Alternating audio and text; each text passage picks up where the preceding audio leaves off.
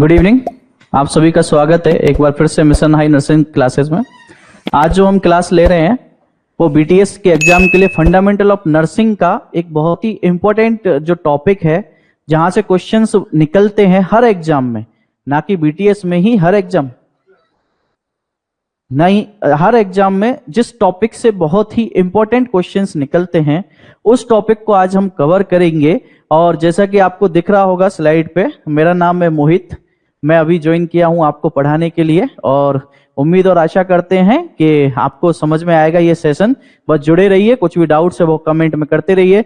Good evening to all of you. चलो class start करते हैं। आज का जो टॉपिक हम लेंगे वो टॉपिक है फर्स्ट एड। जो टॉपिक अपना है वो है बेटा जी फर्स्ट एड। जो फर्स्ट एड अपन लेंगे हैं आज टॉपिक, यहां पर अपना जो टॉपिक है वो है आज का फर्स्ट एड। यानी फर्स्ट एड की मैं बात करूं तो प्राथमिक उपचार, या प्राथमिक उपचार को और सिंपल सरल भाषा में मैं समझा दूं। देखो डेफिनेशन जो नर्सिंग के हिसाब से वो अपन पढ़ेंगे, लेकिन सिंपल और शुद्ध भाषा में अगर समझाया जाए तो प्राथमिक उपचार का मतलब होता है कि कोई भी दुर्घटना या कोई भी ऐसी इमरजेंसी सिचुएशन आई जिसमें हॉस्पिटल पहुंचने से पहले किसी रोगी के लिए जो किया जाने वाला उपचार होता है उसको हम प्राथमिक उपचार कहते हैं। क्लियर? तो वह क्या है कि अपन क्या करेंगे, अगर कोई भी इंजरी हुई है, लाइक एज कोई एक्सीडेंट हुआ है, या किसी पेशेंट को हार्ट अटैक जैसी कंडीशन आई है, या स्नेक बाइट हुआ है यानी किसी सांप ने काटा है, ऐसी कोई भी सिचुएशन हुई है, हम उसकी जिंदगी को बचाने के लिए हॉस्पिटल से पहले किए गए प्रयास को क्या बोलेंगे? प्राथमिक उपचार कहते हैं। क्लियर? तो अब प्राथमिक उपचार में क्या होता है क्या नहीं होता है, तो जो मैंने आपको बोला था वही डेफिनेशन है। डेफिनेशन में कुछ भी कंफ्यूजन जैसा है नहीं। वो क्या कह रहे हैं? वो कह रहे हैं कि whatever we can do to save the life of any injured or sick person before reaching the hospital is called first aid. Clear है? वही बोल रहे हैं क्या कि किसी भी घायल या बीमार व्यक्ति की जान बचाने के लिए अस्पताल पहुंचने से पहले जो कुछ भी किया जा सकता है उसे पहली सहायता या प्राथमिक उपचार या फर्स्ट एड कहते हैं। अब कैसे फर्स्ट एड के क्या मेन वो रहेगा इसका? तो देखिए फर्स्ट एड में to save the life of injured person emergency time, क्योंकि कोई भी आपातकालीन परिस्थिति होगी, उस आपातकालीन परिस्थिति में हमें क्या करना है? लाइफ को बचाना है, यानी किसी के जीवन को हमें बचाना है। क्लियर? उसके बाद में अब कैसी कैसी सिचुएशंस हैं या किन किन कंडीशन, या मैं कहूं कि कैसी कैसी स्थितियां हैं जिन स्थितियों में फर्स्ट एड की आवश्यकता पड़ती है। तो देखो आपको भी पता होगा फर्स्ट एड के लिए क्या कौन कौन सी कंडीशन, जैसे कि कहीं पर भी कोई भी दम घुटन जैसी कंडीशन हो गई, यानी कहीं पे क्या हुआ, धुआं वगैरह हुआ और सफोकेशन हुआ तो फर्स्ट एड की आवश्यकता पड़ेगी। या फिर क्या हो गया, किसी पेशेंट को मायोकार्डियल इंफार्क्शन यानी हार्ट अटैक या हृदयाघात जैसी कंडीशन हुई तो फर्स्ट एड आप दे सकते हैं हॉस्पिटल से पहुंचने से पहले। हैमरेज यानी कोई इंजरी हुई और ब्लीडिंग बहुत ज्यादा हो रही है, तो पॉइजनिंग का कोई केस है यानी किसी ने जहर खा लिया है या कोई जल गया है, बर्न हो गया है। हीट स्ट्रोक, अभी का जो समय चल रहा है गर्मियों में, पता है हीट स्ट्रोक के ज्यादातर पेशेंट्स रहते हैं। कई पेशेंट्स को प्राथमिक उपचार या जल्दी से हॉस्पिटल नहीं पहुंचाने की वजह से उनकी जान चली जाती है ऐसे पेशेंटों में। या कोई अचानक से आपके सामने बेहोश हो गया है, स्प्रेन स्ट्रेन, या किसी की दुर्घटना में क्या हो गया, कोई फ्रैक्चर हो गया, किसी को कुत्ते ने काट लिया या किसी को बंदर ने काट लिया। ये सारी कुछ सिचुएशंस या स्थिति होती हैं जिनमें प्राथमिक उपचार की आवश्यकता पड़ती है। क्लियर? तो देखिए मैं वही बोल रहा हूं, मैंने आपको पहले भी बोला था कि हिंदी और इंग्लिश दोनों साथ में लेके चलेंगे।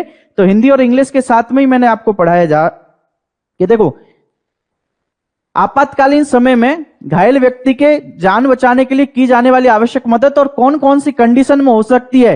तो दम घुटना जैसी कंडीशन हो गई, मायोकार्डियल इंफार्क्शन जिसको हम हार्ट अटैक भी बोलते हैं दोस्तों, क्या बोलते हैं? हार्ट अटैक भी बोलते हैं या हृदयाघात भी बोलते हैं। रक्तस्राव यानी ब्लीडिंग हुई, या क्या हुआ, विषाक्तता यानी किसी ने पॉइजनिंग कर ली, ठीक है। उसके बाद में क्या हो गया, जलना हो गया यानी बर्निंग हो गई, गर्मी का दौरा उसको पड़ा, बेहोशी, मोच और खिंचाव या हड्डी टूटना और जानवरों को काटने जैसे कि कुत्ते का काटना, बंदर का काटना आदि, इन सभी स्थितियों में एक प्राथमिक उपचार की आवश्यकता पड़ती है या प्राथमिक उपचार दिया जा सकता है, क्योंकि हॉस्पिटल पहुंचने से पहले हमारा एक ही मुख्य उद्देश्य रहता है कि हम क्या कर सकें, इसकी जो लाइफ की जो एक्सपेक्टेंसी है या इसकी जीवन जीने की संभावना को और बढ़ा दिया जाए। यहां तक क्लियर? सभी को गुड इवनिंग, है ना। किसी को भी अगर लैंग्वेज प्रॉब्लम हो रही हो या किसी को समझ में नहीं आ रहा तो आप कमेंट में लिख सकते हैं, या हम थोड़ा फास्ट चल रहे हैं तो वो भी आप हमें बता सकते हैं। क्लियर? अब आगे हम चलते हैं कि सर ये तो आपने समझा दिया फर्स्ट एड, और फर्स्ट एड आपने नर्सिंग करी है तो सबको पता है कि फर्स्ट एड जैसी चीजें तो हमको क्या है देखने को और सुनने को मिलती हैं। अब अपन देखेंगे मेन इसके उद्देश्य क्या होते हैं या इसके एम क्या होते हैं। क्लियर? तो यहां पर उद्देश्य, फर्स्ट एड के जो उद्देश्य क्या होंगे उस पे अपन चलते हैं। अब देखिए एम, तो ये आपको भी सबको ही पता है कि फर्स्ट एड का जो उद्देश्य होगा, जो हमने परिभाषा पढ़ी थी उस परिभाषा में ये चीज हमने क्लियर कर ली थी कि हमें क्या करना है कि हॉस्पिटल पहुंचने से पहले क्या करना है, हमको उसको बचाना है पेशेंट की लाइफ को। तो देखो फर्स्ट एड एम यानी हमें उसका मेन उद्देश्य क्या है, उद्देश्य समझिए। उद्देश्य होता है, सबसे पहली चीज होती है हमारे सामने ऐसी स्थिति में कोई भी मरीज मिल रहा है या कोई भी पर्सन मिल रहा है तो उसके जीवन को बचाना सबसे पहला एम है। तो मैं क्या बोलूंगा, टू प्रिजर्व लाइफ यानी जीवन को बचाना, या होने वाले नुकसान को रोकना, यानी जैसे किसी को ब्लीडिंग हो रही है तो उसकी ब्लीडिंग को हम रोकेंगे तो उसके जो नुकसान हो रहा है उसको कम करना, और जो स्वास्थ्य का जो लाभ है या मैं कहूं उसकी जो रिकवरी है उसको क्या करना और प्रमोट करना, ये इसका सबसे पहला उद्देश्य होता है साथियों। दूसरा उद्देश्य अगर मैं बताऊं तो मैंने पहले ही बोला क्या कि जीवन को बचाना, घायल व्यक्ति कोई भी है तो उसके जीवन को यानी टू सेव, कैसे, इंजुरी से बचाना, घायल व्यक्ति के जीवन को बचाना उसका उद्देश्य होता है। तीसरा क्या होता है, तो तीसरा देखिए आप, पहला मैंने आपको बता दिया कौन सा, to preserve life, prevent harm and promote recovery, यानी कि जीवन को बचाना, नुकसान को रोकना और स्वास्थ्य लाभ को बढ़ावा देना। दूसरा होता है घायल व्यक्ति के जीवन को बचाना, और तीसरा इसका जो मेन होता है वो होता है पीड़ित के स्वास्थ्य में सुधार को बढ़ावा देना। यानी अगर कोई भी पीड़ित है, जैसे कि मैं उदाहरण के तौर पे आपको समझाता हूं, अगर कोई भी पेशेंट है, अगर उसका सपोज दैट उसको मायोकार्डियल इन्फेक्शन या हार्ट अटैक आया, अगर आपको पता चल गया कि ये पेशेंट जो है ये सड़क किनारे पे बेहोश पड़ा हुआ है, तो आप क्या कर रहे हो, अगर आपने उसको कैब टेक्निक से या एवीसी टेक्निक से आपने असेस कर लिया और सपोज दैट उसको सीपीआर दे दिया, तो आप क्या कर रहे हो, उस पेशेंट के जीवन को बचाने में यानी उस पेशेंट के सुधार में क्या कर रहे हो, इंक्रीजमेंट कर रहे हो या बढ़ावा दे रहे हो। क्लियर? तो वही कह रहा है इसका उद्देश्य कि जीवन का संरक्षण यानी प्रिजर्व किया, उसकी पीड़ा को कम करना और आगे की चोट को रोकना और स्वास्थ्य लाभ को बढ़ावा देना, ये इसके मुख्य उद्देश्य होते हैं। क्लियर? ये सब क्या होते हैं, इसके मुख्य उद्देश्य होते हैं। यानी एम ऑफ फर्स्ट एड अगर आपसे पूछा जाए तो ये इसके मुख्य उद्देश्य होते हैं। आगे जब हम चलते हैं तो आगे देखो वही जो चीज मैंने बताई वो मैं आपको सामने बता देता हूं कि मेन जो उद्देश्य हमने आपको बताए थे कि क्या उद्देश्य रहेंगे, तो ये आप नोट डाउन कर सकते हैं। एम ऑफ फर्स्ट एड का प्रिजर्व लाइफ, प्रिजर्व लाइफ का मतलब होता है जीवन को रक्षित करना या जीवन की रक्षा करना। दूसरा होता है एलिविएटिंग सफरिंग, एलिविएटिंग सफरिंग का मतलब होता है उसकी पीड़ा को कम करना, उस पेशेंट की या उस मरीज की पीड़ा को कम करना। और तीसरा क्या होता है, प्रिवेंट फर्दर इंजरी यानी अतिरिक्त चोट से बचाव करना। और चौथा होता है प्रमोट रिकवरी, तो स्वास्थ्य लाभ को बढ़ावा देना। ये इसके मेन इंपॉर्टेंट एम्स कह दो या इसके लक्ष्य कह दो, किसके, प्राथमिक उपचार के। यहां तक क्लियर? यहां तक क्लियर आपका? अब अपन चलते हैं। आप यहां पर पूछ रहे हैं सर कल से क्लास डेली होगी ना? जी, क्लास रेगुलर रहेगी, ठीक है ना। फंडामेंटल का पार्ट हम लेंगे और जो भी है यथावत जो क्लास ले रहे हैं वो लेंगे। अभी हम चलते हैं फर्स्ट एड पे आगे। तो फर्स्ट एड के अब के सर आपने प्राथमिक उपचार तो बता दिया, अब हम एज ए नर्स, आप भी नर्स ही हो, तो एज ए नर्स आपका ये है कि भाई फर्स्ट एड की जो किट है या फर्स्ट एड जो रेस्पॉन्स टीम है उस किट के अंदर उनके लिए क्या क्या चाहिए। आपको बोल दिया गया कि चलो भाई सोहन जी जाओ और फर्स्ट एड करना है, ऐसी कोई भी एक इमरजेंसी सिचुएशन आई तो उसमें फर्स्ट एड किट में क्या क्या होना चाहिए, क्या क्या नहीं होना चाहिए। ये क्वेश्चंस हैं जो एग्जाम में पूछे जाते हैं, कई बार बारीकियों में पूछ लेते हैं और हम इन चीजों को क्या कर देते हैं, मिस कर देते हैं कि यार ये चीज नहीं आएगी एग्जाम में, लेकिन ये भी आ सकती है। तो हमारा उद्देश्य यही है कि हम इसको क्या करें, कवर करें। तो देखो फर्स्ट एड किट क्या क्या होना चाहिए उसके अंदर। तो सबसे पहली चीज तो आपके पास में इमरजेंसी टेलीफोन नंबर्स तो होने चाहिए इमरजेंसी मेडिकल सर्विसेज के लिए। मोस्ट इंपॉर्टेंट चीज क्या कि आपके पास में इमरजेंसी टेलीफोन नंबर्स होने चाहिए मेडिकल सर्विसेज के लिए, जिसको हम ईएमएस भी बोलते हैं। अगर शॉर्ट फॉर्म में आपको समझ में नहीं आए तो शॉर्ट फॉर्म याद रखना, ईएमएस नंबर अगर पूछे तो ईएमएस का पूरा मतलब होता है इमरजेंसी मेडिकल सर्विसेज या आपातकालीन चिकित्सा सेवाएं बोलते हैं। तो उनके जो नंबर्स होते हैं वो नोट कर लीजिएगा।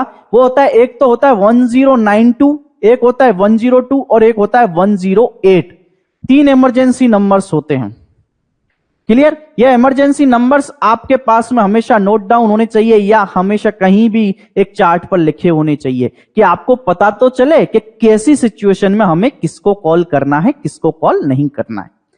क्लियर? उसके बाद में दूसरी चीज कि भाई आपको पता है कि फर्स्ट एड करना है और कहीं पर इंजरी वगैरह या कुछ भी हुई है तो हमें क्या चाहिए, ड्रेसिंग मटेरियल तो चाहिए। और ड्रेसिंग मटेरियल में आपको पता है कि गॉज पैड तो चाहिए ही चाहिए। कैसे? स्टेराइल गॉज पैड चाहिए। तो दूसरी चीज क्या चाहिए उसके अंदर, स्टेराइल गॉज पैड्स जो ड्रेसिंग के लिए यूज होते हैं वो कैसे, स्मॉल और लार्ज स्क्वायर्स में कैसे होने चाहिए, आपके पास अरेंज होने चाहिए या उपलब्ध होने चाहिए। क्यों? क्योंकि हम छोटे आकार के भी और बड़े आकार के भी जो गॉज पीस है हम किस पे लगाएंगे अगर कोई भी किसी भी प्रकार की चोट हुई है तो। उसके बाद और क्या चाहिए तो आप भी बता सकते हैं कि सर कीटाणुनाशक जैसे एंटीसेप्टिक या डिसइंफेक्टेंट कौन कौन से, जिसमें स्प्रिट होता है, पॉविडो आयोडीन होता है, डिटॉल होता है और सोप होता है। ये चीजें भी अवेलेबल होना जरूरी है। क्लियर? स्प्रेड, पॉविडो आयोडीन, डिटॉल, ये चीजें भी होना चाहिए। और क्या होना चाहिए कि और होना चाहिए सर इस पे कुछ मेडिसिन होनी चाहिए। कुछ क्या होनी चाहिए, कुछ मेडिसिन होनी चाहिए, जिसमें मेडिसिन में कौन कौन सी आती हैं मेडिसिन। एक तो पेन किलर होनी चाहिए, पेन किलर उस किट के अंदर होनी चाहिए। अगर किसी को भी पेन हो रहा है, पेन किलर्स में अगर आपको एग्जांपल पूछ रहे लाइकेज, आइब्यूप्रोफेन आपके पास में होनी चाहिए और एंटीबायोटिक्स आपके पास में होने चाहिए। ये किसके अंदर होने चाहिए, प्राथमिक उपचार पेटी या फर्स्ट एड किट के अंदर ये अवेलेबल होने चाहिए। उसके बाद में और रोलर पट्टियां भी होनी चाहिए, यानी पट्टियों को जगह पर रखने के लिए रोलर पट्टियां भी उपलब्ध होनी चाहिए। ये कुछ क्या थे, कुछ किट के अंदर जो इंस्ट्रूमेंट्स या जो सामान रखना होता है प्राथमिक उपचार की किट के अंदर, वो उस सामान की लिस्ट है जो आपको याद रखना है। जिसमें से मेन याद रखना है आपको इमरजेंसी मेडिकल सर्विसेज के नंबर के कौन कौन से हैं। तो मैंने पहले ही बताया था आपको, एक तो था 1092, एक है 102 और 108। ये तीनों नंबर आपके उसमें होना चाहिए और ये पूछेंगे। क्लियर? अब आप ध्यान रखना, यहां से कभी भी कंफ्यूज नहीं होना, सवाल को अच्छे से समझोगे तो आपको सब आएगा। और क्या क्या चाहिए कि सर, और अगर फिर भी और चीज अगर आपको मांग लिया जाए तो और चीजें चाहिए आपको, जैसे कि एडिसिव टेप चाहिए, एडिसिव टेप, बैंडेज चाहिए अलग अलग साइज में, सीजर्स चाहिए, ट्वीजर्स चाहिए और सेफ्टी पिंस चाहिए। और क्या चाहिए, थर्मोमीटर भी आपको चाहिए इमरजेंसी में। और बैरियर डिवाइसेस क्या क्या, जैसे कि पॉकेट मास्क और फेस शील्ड, ये आपको अपनी सुरक्षा के लिए चाहिए। किसकी सुरक्षा के लिए चाहिए, अपनी सुरक्षा के लिए चाहिए। क्लियर? तो ये कुछ निम्नलिखित आइटम्स हैं जो आइटम्स आपके फर्स्ट एड किट के अंदर होने चाहिए। क्लियर? अब आगे चलते हैं। यहां तक किसी को कुछ समझ में नहीं आ रहा है तो वो लिख सकते हैं कमेंट बॉक्स में कि सर हमें समझ में नहीं आ रहा है। क्लियर? और समझ में आ रहा है तो अच्छी बात है। अब आगे चलते हैं कि मेन देखो, किसी भी चीज के रूल्स होते हैं, या किसी भी चीज की मैं बात करूं तो गोल्डन रूल्स अवेलेबल होते हैं। गोल्डन रूल्स का मतलब है, जैसे कि अभी आप किसी भी एग्जाम की तैयारी कर रहे हैं, आप किसी भी एग्जाम को पेपर, कोई भी पेपर आपका आने वाला है, तो आप उस पेपर को सबसे पहले क्या करते हो, उसके रूल्स बनाते हो। उसके रूल्स क्या बनाते हो कि मुझे इस तरीके से पढ़ाई करनी चाहिए, मुझे इस तरीके से एग्जाम अटेंड करना चाहिए, मुझे इस तरीके से इतने घंटे ये चीज करनी चाहिए, एमसीक्यू इस तरीके से करने चाहिए, सुबह कितनी बजे उठना चाहिए, ये सब करते हैं। वैसे ही हर चीज के गोल्डन रूल्स बनते हैं। गोल्डन रूल्स की अगर मैं बात करूं तो अपन टॉपिक कौन सा पढ़ रहे हैं? अपन टॉपिक पढ़ रहे हैं फर्स्ट एड। तो फर्स्ट एड के जो गोल्डन रूल्स हैं, वो गोल्डन रूल्स कुछ आपको याद रखने हैं। वो क्या याद रखने हैं? वो देखिए कि सबसे पहले तो अगर आपको पता चला कि कहीं पर भी कैजुअलिटी हुई है या कहीं पर भी आपातकालीन स्थिति हुई है जहां पर प्राथमिक उपचार की नीड है, तो आपको क्या करना है? वहां पर एज सून एज पॉसिबल आपको पहुंचना है। पहला गोल्डन रूल ये कहता है क्या? कि दुर्घटना स्थल पर आपको सबसे पहले पहुंचना है। Reach the accident site as soon as possible. दूसरी चीज, अब आप पहला पहुंच गए, दूसरी चीज आती है कि आप वहां पर पहुंच गए हैं। आप वहां पर पहुंच गए तो वहां पर आप आपका टाइम वेस्ट मत करिए किन चीजों में? फालतू के सवाल करने में। फालतू के सवाल जैसे कैसे हुआ, कब हुआ, कौन आया था, कैसे, ऐसी कोई भी बातें मत करिए जिनसे आपका टाइम वहां पर जा रहा हो। Second golden rule clear? आपको फालतू टाइम वेस्ट करना ही नहीं है, क्योंकि आपको लाइफ्स बचानी है, किसी का जीवन बचाना है। दूसरा, आपको क्या करना है? नेक्स्ट गोल्डन रूल होता है आपको चोट का पता लगाना है। तुरंत ही चोट का पता लगाना है कि इसको क्या इंजरी हुई है, क्या नहीं हुई है, कहीं पे भी हुई है। ये 3 गोल्डन रूल हुए। तो मैंने गोल्डन रूल कौन कौन से बताए साथियों? गोल्डन रूल बताया कि reach the accident site as soon as possible, यानी यथाशीघ्र पहुंचे। दूसरा, दुर्घटना स्थल पर अनावश्यक प्रश्न पूछने में समय बर्बाद ना करें। तीसरा होता है अर्ली डिटेक्शन ऑफ इंजरी, यानी चोट का यतिशीघ्र पता लगाना है। फिर उसके बाद पे हम चलते हैं, तो वो क्या करना है आपको? कोई भी जो ऑब्जेक्ट अगर आपको लगा है, जैसे कि कोई भी पेशेंट है, वो अगर आपको इंजरी साइट पे मिला है, तो आपको क्या करना है? Separating the object of injury from the patient. और ये क्वेश्चन बहुत इंपॉर्टेंट है एग्जाम की दृष्टि से। ये पूछा जाता है कि भाई अगर आप किसी भी साइट पर पहुंचे हैं जहां पर इमरजेंसी हुई है, तो सबसे पहले आप क्या करोगे? तो आप इंजरी जिस इंस्ट्रूमेंट से हुई है या जिस भी कारण से उसको इंजरी हुई है, उसको हम क्या करेंगे? सेपरेट करेंगे। और ये फर्स्ट प्रायोरिटी का क्वेश्चन होता है, यानी ये आपकी प्रथम क्या होती है? प्रायोरिटी होती है। प्रायोरिटी को बोलते हैं प्राथमिकता। क्लियर? प्रथम प्राथमिकता उस सिनेरियो में ये होगी आपकी, क्या होगी? कि आप कोई भी जो ऑब्जेक्ट है जिससे उस पेशेंट को इंजरी हुई है, उसको सेपरेट करोगे यानी पेशेंट को वहां से सेपरेट करोगे। जैसे कि क्या? कि कोई भी फैक्ट्री में अगर एक्सीडेंट हुआ है और मशीन से अगर कोई इंजर्ड हुआ है, उसके नीचे दबा हुआ, तो अपन क्या करेंगे? उस पेशेंट को उस मशीन से बाहर निकालेंगे। क्लियर? या आपको लगा कि कहीं भी कोई किसी को इलेक्ट्रिक शॉक लगा है या बिजली का झटका लगा है, तो बिजली का झटका अगर लगा है, करंट लगा है, तो कोई वायर अगर उसके आसपास है, तो हम क्या करेंगे? पेशेंट को वहां से हटाएंगे, वायर को हटा के सेव करेंगे। तीसरा, अगर कोई भी जहरीला कीड़ा वगैरह लाइक सांप ने काटा, तो अगर सांप वहां पर अवेलेबल है तो हम पेशेंट को वहां से हटाएंगे। या कुत्ता, बिल्ली या बंदर कोई भी आपको लग रहा है वहां से झटका हुआ पड़ा है, तो आप उसको हटाएंगे। तो फर्स्ट प्रायोरिटी क्या होगी? कोई भी जो चोट का कारक वस्तु है उसको रोगी से अलग करना। क्लियर? और उसके बाद में और क्या होता है? Golden rule. गोल्डन रूल आएगा कि अब आपको यह देखना है कि वह पेशेंट जिंदा है कि मर चुका है, यानी कि पेशेंट लाइव है या मर चुका है। ये गोल्डन रूल्स के अंदर है कि यह भी पता लगाना है कि पेशेंट जिंदा है कि मर गया है या बेहोश है। क्लियर? क्योंकि उसी से आपको पता चलेगा। जो पेशेंट मर चुका है उसको प्राथमिक उपचार देने की जरूरत नहीं है, हमको फिर किसको बचाना है? जिसके जीवन बचने की ज्यादा संभावना है। मरा हुआ व्यक्ति पे हम टाइम वेस्ट नहीं कर सकते। आगे चलते हैं आगे यहां से चलते हैं।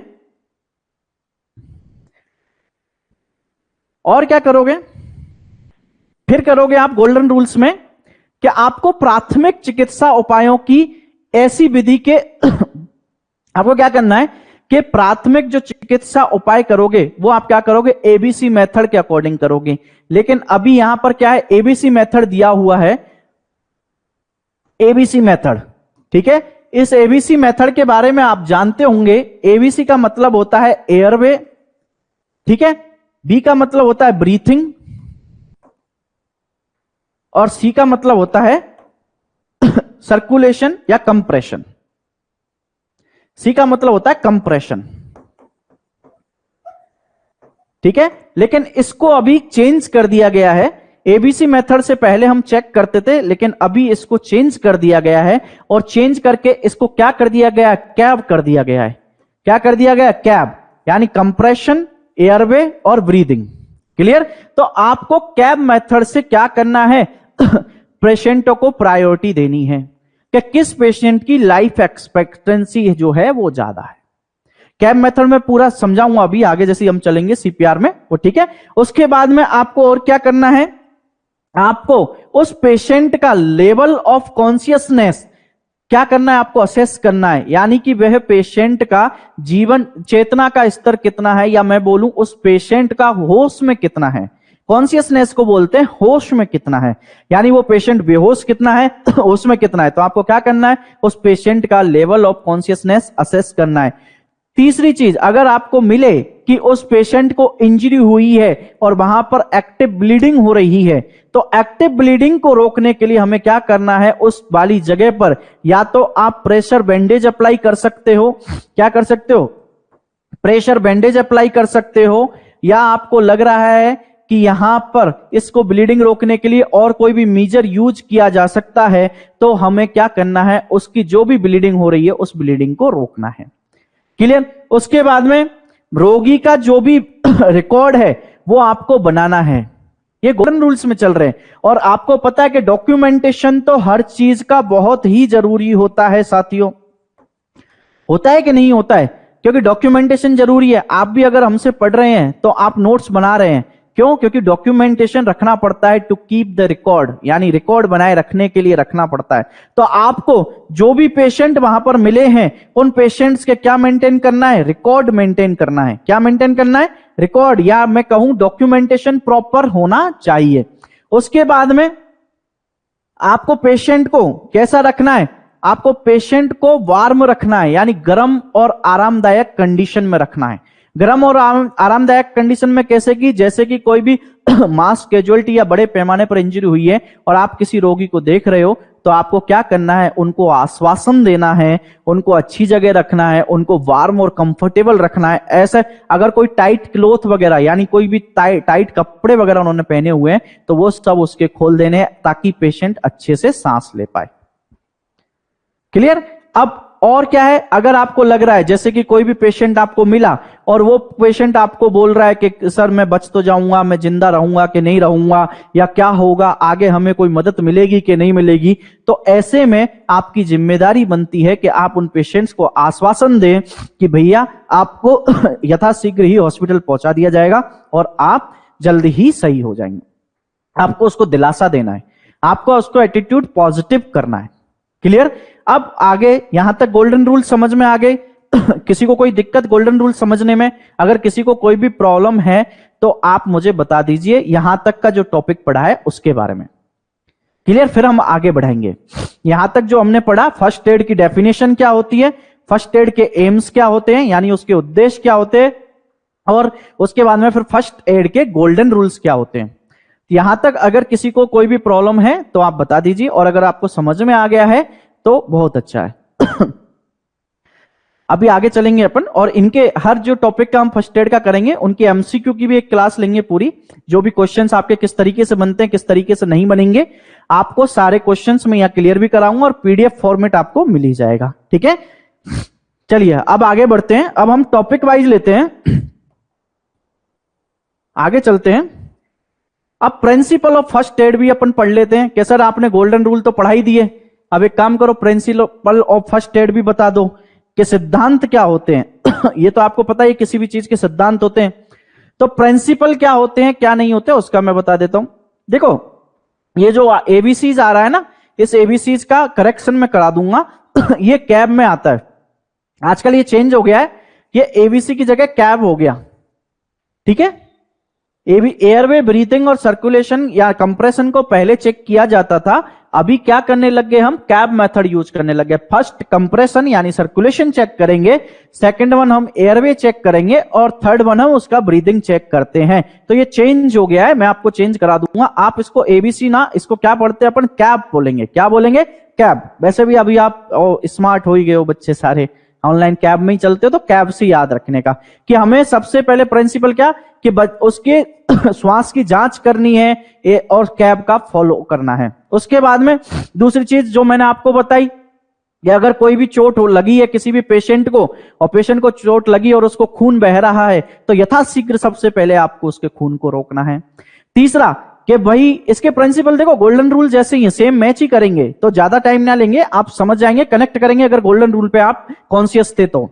तीसरी चीज, अगर आपको घायल व्यक्ति मिल गया और घायल व्यक्ति सदमे में है क्योंकि उसको पता है इंजरी हुई है या एक्सीडेंट हुआ है, अपने साथ भी होगा तो अपन कैसे रहेंगे, सदमे में रहेंगे। सदमे में रहेंगे, ऐसा क्यों हुआ, शॉक में, तो हमें क्या करना है, हमें उसको सांत्वना देनी है, कंसोल करना है, उसको क्या करनी है, सांत्वना देनी है कि भैया सब ठीक है, सब हो जाएगा, ठीक है। उसके बाद यदि कोई व्यक्ति आपको बेहोश मिल गया सॉरी, यदि कोई व्यक्ति आपको अनकॉन्शियस मिल गया या कोई व्यक्ति आपको बेहोश मिलता है तो हम उसे होश में लाने की कोशिश करेंगे। क्या करेंगे, होश में लाने की कोशिश करेंगे। कैसे करेंगे वो सब आगे अलग अलग में बताएंगे, लेकिन हमारा मेन टारगेट क्या है, अगर कोई चक्कर खा के बेहोश हुआ है तो पानी छिटकेंगे, या हम किसी का सर्कुलेशन चेक करेंगे, अगर कंप्रेशन देने की जरूरत है तो कंप्रेशन, ऑक्सीजन देने की नीड है तो ऑक्सीजन देंगे। क्लियर। अब उसके बाद में और क्या है कि भैया ऐसा हो गया कि कोई भी इंजरी या ऐसी दुर्घटना हुई कि उसमें किसी भी व्यक्ति की हड्डी टूट गई या क्या हो गया, बोन फ्रैक्चर हो गया, तो आपका क्या नियम बनता है, आपका नियम बनता है कि उस हड्डी को स्थिर रखना है। स्थिर इन द सेंस क्या कि उसको मूवमेंट नहीं करना। अगर किसी का हाथ टूटा है तो हमें यह श्योर करना है कि वो हाथ जो है वो उसका एक जगह हम रख पाए और उसको क्या करें, इमोबिलाइज्ड रखें। इमोबिलाइज्ड इन द सेंस क्या होता है साथियों, उसको हिलाएं डुलाएं नहीं या उसको इधर उधर नहीं हिलाएं। ये प्रिंसिपल, 4 प्रिंसिपल यहां से हो गए। कौन कौन से वो मैंने आपको सामने बताई दिया, आपकी स्क्रीन पे जो मैंने बताया वही यहां पे लिखा है, तो कंफ्यूज मत होना। क्लियर। कि श्वास की जांच करें, कैब रूल का फॉलो करें, अगर कोई भी ब्लीडिंग है तो उसको रोकें, तीसरा व्यक्ति सदमे में है तो उसे समझाएं और सांत्वना दें, और अगर किसी की भी हड्डी वगैरह टूटी हुई है तो सबसे पहले उसको क्या करना है, टूटी हुई हड्डी को स्थिर रखना है और इमोबिलाइज नहीं होने देना है। क्या नहीं होने देना है, इमोबिलाइज नहीं होना है। और उसके बाद में क्या करना है, उसके बाद में आपको उस व्यक्ति को जितना जल्दी हो पाए या यथाशीघ्र आपको क्या करना है, उस व्यक्ति को हॉस्पिटल में भेज देना है या हॉस्पिटल शिफ्ट करना है ताकि हम उसको आगे की मदद कर पाए क्योंकि प्राथमिक उपचार की परिभाषा में यही था कि हॉस्पिटल पहुंचने से पहले रोगी के लिए किया गया उपचार ही क्या कहलाता है, प्राथमिक उपचार कहलाता है। क्लियर। ये यहां पर हम क्या पढ़ रहे थे, इसके प्रिंसिपल्स पढ़ रहे थे। अब प्रिंसिपल्स में आगे जब चलते हैं तो देखो ये एबीसी मैंने क्लियर भी कर दिया यहां पे, ये एबीसी ऑफ फर्स्ट एड था ना ये यहां पे मैंने ये स्लाइड में क्लियर भी कर दिया, तो आप कंफ्यूज मत होना कि अमेरिकन हार्ट एसोसिएशन जो है अमेरिकन हार्ट एसोसिएशन ने क्या कर दिया कि 2010 के अंदर बोला कि सीपीआर का जो सीक्वेंस है वो कैसा होगा, कैब टेक्निक में होगा। कैसा होगा, कैब टेक्निक में होगा। कैसी टेक्निक में होगा, कैब टेक्निक में होगा।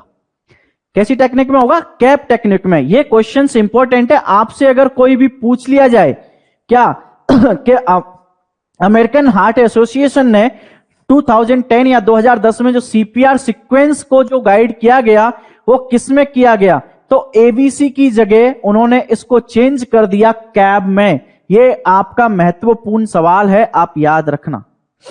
पहले एबीसी होता था, यानी पहले एयरवे, ब्रीदिंग और सर्कुलेशन या कंप्रेशन देखा जाता था, अभी उल्टा कर दिया, अभी कैब कर दिया। 2010 में किया था। उसके बाद में आपको कुछ एक इमेज आपकी स्क्रीन पर दिखाई दे रही होंगी। ये इमेज है आपकी किसकी, सीपीआर की कंप्रेशन, ब्रीदिंग पैटर्न और क्या है इसका, एयरवे। क्लियर। एयरवे, कंप्रेशन और ब्रीदिंग। अभी आगे चलते हैं अपन, आगे क्या आता है अपना, देखिए कौन कौन सी चीजें मैंने बताई आपको कैब में। एक तो हो गया इसका कंप्रेशन, एक हो गया उसका कौन सा, ब्रीदिंग, कंप्रेशन, एयरवे और ब्रीदिंग। तीनों चीजें मैंने बताई। कंप्रेशन में क्या करना है, कंप्रेशन में आपको जब कोई भी पेशेंट अनकॉन्शियस आपको मिलता है तो आपको क्या करना है, उसका जो चेस्ट है उसको कंप्रेस करना है। विक्टिम का जो चेस्ट है उसके सेंटर में क्या करना है, आपको कंप्रेशन करना है। दूसरा, आपको उसका एयरवे असेस करना है। एयरवे असेस कैसे करोगे, आपको जो विक्टिम का जो हेड है, जो मैंने इमेज में दिखाया था, हेड को थोड़ा बैक की साइड में ऐसे खींचोगे और टिल्ट करोगे और उसका एयरवे देखोगे कि एयरवे उसका ऑब्स्ट्रैक्ट है कि नहीं है। और उसके बाद में तीसरी चीज, जो कैप वाली चीज है उन्हीं को बता रहा हूं, जो ब्रीथिंग है, ब्रीथिंग में क्या करोगे, mouth to mouth rescue breath आप उसको दे सकते हैं या आप उसको देंगे। कैप यानी कंप्रेशन, एयरवे और ब्रीथिंग। क्लियर? तो अभी अमेरिकन हार्ट एसोसिएशन ने 2010 में क्या क्या कहा था कि भैया एबीसी को फॉलो ना करके आपको किसको करना है, कैप को फॉलो करना है। पहले कंप्रेशन करना है, फिर एयरवे चेक करना है और क्या करना है, उसको ब्रीदिंग देनी है। क्लियर? यहां तक क्लियर? अब आगे चलते हैं नेक्स्ट। ये एक इमेज आपको दिख रही है, ये इमेज आप देख के बता भी सकते हैं कि ये इमेज क्या है क्या नहीं। अगर कोई भी पेशेंट आपको लग रहा है कि कोई भी ऑब्जेक्ट उसके अंदर फंसा है, एयरवे में कोई भी ऑब्जेक्ट या कोई भी चीज वो खा रहा है और अगर उसके एयरवे में ऑब्स्ट्रक्ट किया या एयरवे में फंसा है, तो उसका एक साइन होता है जिसको बोलते हैं चॉकिंग साइन। या आपको पेशेंट को लग जाता है कि भैया इसको कुछ ना कुछ अंदर एयरवे में ऑब्स्ट्रक्ट हुआ है, उसको बोलते हैं चॉकिंग साइन। और हमेशा इस पोजीशन में वह पेशेंट आपको देखने को मिलेगा, इसको बोलते हैं अपन कौन सा, यूनिवर्सल चॉकिंग साइन। कौन सा साइन है ये साथियों, universal choking sign. Universal choking sign है। अगर आपको पेशेंट को ऐसा देखने को मिल रहा है तो आप समझ जाइए कि उस पेशेंट के एयरवे में कुछ ना कुछ ऑब्स्ट्रक्शन जरूर आया है। क्लियर? तो यूनिवर्सल चॉकिंग साइन। अब आगे चलते हैं। आगे आपसे एक सवाल मैं यहां पे पूछ लेता हूं वो सवाल ये है, इस सवाल का आंसर आप दीजिएगा। आपके सामने स्क्रीन पे ये सवाल है। वो क्वेश्चन ये पूछा है, ये क्वेश्चन यहां पर ये पूछा गया है कि what is the first question you must ask before you respond to any first aid situation. यानी कि किसी भी प्राथमिक चिकित्सा स्थिति का जवाब देने से पहले आपको सबसे पहले सवाल क्या पूछना चाहिए, सबसे पहले क्या सवाल पूछना चाहिए। क्लियर? तो इसमें ऑप्शंस दे रखे हैं, कौन सा, what is the age of the victim, पीड़ित की उम्र क्या है दूसरा है इज द सीन सेफ, तीसरा है व्हाट हैपेंड और चौथा है what time did you get hurt. पीड़ित की उम्र क्या है क्या दृश्य सुरक्षित है, क्या हुआ या आपको चोट कब लगी। तो फर्स्ट क्वेश्चन आपका सबसे पहले क्या आएगा क्या नहीं आएगा। आंसर देते जा रहे हैं आप लोग, अच्छी बात है क्लियर? आप आंसर देते रहिए। ये क्वेश्चन है, सबसे पहला सवाल आपका क्या आएगा। कोई ए कर रहा है, कोई सी कर रहा है, कोई डी कर रहा है, बी तो नहीं कर रहा है, अच्छा बी भी कर दिया, बी की भी कमी थी, चलो ये भी कर दिया, ठीक है। और ये इसका जो आंसर है वो क्या है, राइट आंसर बी। क्या जाएगा इसका राइट आंसर, बी जाएगा, जिन्होंने एक इंसान ने किया। सबसे पहले आपको उस सेफ एंश्योर करना है। किसको एंश्योर करना है, वो जो सेफ्टी सीन है ना, कि भैया ये कैसा है, सीन क्रिटिकल तो नहीं है, कैसा है, ताकि हम क्या करें, अपने आप को और किसी और भी व्यक्ति को ज्यादा इंजर्ड होने से बचा सके। तो इसका जो राइट आंसर जाएगा साथियों, सी डी और ए कर रहे हैं, आंसर कर लेना, इसका बी जाएगा। क्या कि एंश्योर करना है safety of the scene is critical, avoid making yourself another injured और इल पर्सन। यानी कि घटना स्थल की सुरक्षा सुनिश्चित करना महत्वपूर्ण है। पूछने तो सारे सवाल महत्वपूर्ण है, पूछने तो सारे सवाल ही आपको हैं, लेकिन आपका जो आंसर है वो क्या जाएगा, घटना स्थल की सुरक्षा सुनिश्चित करना महत्वपूर्ण है। ये क्योंकि ऐसा नहीं हो कि स्वयं को भी एक और घायल बीमार व्यक्ति या कुछ भी आप बना सकें। क्लियर? नेक्स्ट यहां पर चलते हैं अपन। अब देखिए, ये जो गोल्डन रूल्स वगैरह थे वो सब आपके हो गए यहां तक। जो भी गोल्डन रूल्स वगैरह थे वो सब हमने कर दिए हैं। अब हम सीधा सिचुएशंस पढ़ेंगे या सीधी स्थिति पढ़ेंगे कि कौन सी स्थिति में कैसे किया जाता है, क्या रहेगा क्या नहीं रहेगा। क्लियर? तो अब यहां पर ठीक है, आपके कमेंट्स भी पढ़ लेते हैं। सर डी कर रहे हैं, बी कर रहे हैं, सी कर रहे हैं। रिपीट क्वेश्चन सर, एक बार सर फिर से क्वेश्चन दिखाइए। ठीक है, ये क्वेश्चन मैं अभी रिपीट कर देता हूं, ये टॉपिक के बाद में वापस से रिपीट कर देता हूं ना, वो फ्लो चलने देते हैं। अभी चलिए ये क्वेश्चन अपन वापस से मैं रिपीट करता हूं आपको। क्लियर? थोड़ी देर में कर देता हूं, क्लास एंडिंग में कर दूंगा। चलिए, फर्स्ट एड इंजरी या first aid in injury and bleeding. अब हमारा टॉपिक हम स्टार्ट करते हैं according to situation. According to situation क्या है कि फर्स्ट एड, सबसे पहली सिचुएशन है इंजरी या ब्लीडिंग में क्या प्राथमिक चिकित्सा दी जा सकती है या क्या प्राथमिक चिकित्सा होती है, और इनसे क्वेश्चंस निकलेंगे। अब कहीं पर भी इंजरी हुई या ब्लीडिंग हुई तो आपको यह तो पता है कि सबसे पहले हमारी जो मेन प्रायोरिटी होगी, ब्लीडिंग अगर हो रही है या इंजरी से कोई भी ब्लीडिंग हो रही है तो आपको पता है कि सबसे पहली जो प्रायोरिटी लेना है वो प्रायोरिटी तो यही है कि हमें क्या करना है, उस जो भी पॉइंट है, यानी हमारा मेन टारगेट क्या रहेगा, ब्लीडिंग को रोकना या जो भी खून उसका बह रहा है उसको रोकना। अब खून बहने के लिए क्या कर रहे हैं आप सभी, एक नॉर्मल चीज है, अगर मेरे यहां पर हाथ पे कट लग गया है इमरजेंसी में और आपको मेरा प्राथमिक उपचार करना है तो बंधु आप क्या करोगे, सबसे पहले आप उस पर क्या करोगे, बैंडेज लेके प्रेशर अप्लाई करोगे, प्रेशर अप्लाई करोगे। और यही आपकी क्या होती है, फर्स्ट प्रायोरिटी होती है, पहली प्राथमिकता होती है। और यह क्वेश्चन कई बार आपके सीएचओ के एग्जाम में नहीं, बहुत सारी एग्जामों में, एम्स वाले एग्जामों में भी पूछा गया है कि ब्लीडिंग अगर है तो सबसे पहले आप क्या करोगे, तो सबसे पहले हम ब्लीडिंग पॉइंट पर क्या करेंगे, प्रेशर अप्लाई करेंगे। और वो प्रेशर अप्लाई करने में क्या, क्यों कर रहे हैं प्रेशर अप्लाई, ताकि उस ब्लीडिंग को रोका जाए, वही हमारी प्राथमिकता होगी। उसके बाद अनदर तो और है, लेकिन आपको पूछा जाए फर्स्ट प्रायोरिटी क्या करोगे तो आप क्या करोगे, ब्लीडिंग रोकना है। कैसे रोकना है, प्रेशर अप्लाई करके करना है। दूसरा, क्लीन करेंगे किसको, कोई भी घाव वगैरह है तो मैंने याद करिए क्लास में स्टार्टिंग में जब किट बताई थी तो उस किट में बताया था आपके पास में सोप होना चाहिए, डिटॉल होना चाहिए, पॉविडो आयोडीन होना चाहिए। तो अगर कोई भी इंजरी साइट हुई और आप प्राथमिक उपचार दे रहे हैं तो क्या होगा कि आप साबुन या गुनगुने पानी से या क्या करेंगे, आप उसको प्लेन एनएस से क्या करोगे, क्लीन करोगे। तो जो भी घाव है या बूंद जो भी है उसको क्या करोगे, साबुन या गुनगुने पानी से आप उसको क्या करोगे, साफ करोगे। तीसरी चीज, अगर घाव छोटा मोटा है तो आप क्या कर सकते हो, उस चोट पर एंटीबायोटिक लगा सकते हो और क्या कर सकते हो, बैंडेज बांध सकते हो। क्लियर? और उसके बाद में क्या करना है आपको कि और ज्यादा ट्रीटमेंट की आवश्यकता लग रही है जिस पेशेंट को, उसको आप नियर बाई हॉस्पिटल भेज दोगे या नजदीक के अस्पताल में आप भेज दोगे।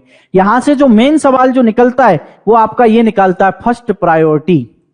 और फर्स्ट प्रायोरिटी में आप direct pressure on the bleeding point पे करोगे और वहां से आपको क्या करना है, ब्लीडिंग को रोकना है। और आगे के इलाज के लिए अगर आपको लगता है कि हॉस्पिटल की नीड है तो आपको वहां पर भेजना है। चलो एक और क्वेश्चन आपको फिर से दे देता हूं मैं, ये क्वेश्चन अच्छे से पढ़ लीजिएगा, है ना।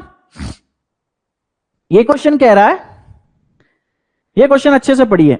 एक और क्वेश्चन दे देता हूं इंजरी और ब्लीडिंग का, उसी में मैं आपको एक क्वेश्चन दे रहा हूं क्या कि आप एक पेशेंट को या you are treating a person with a large laceration on the arm, direct pressure is not controlling the bleeding, what is the next step.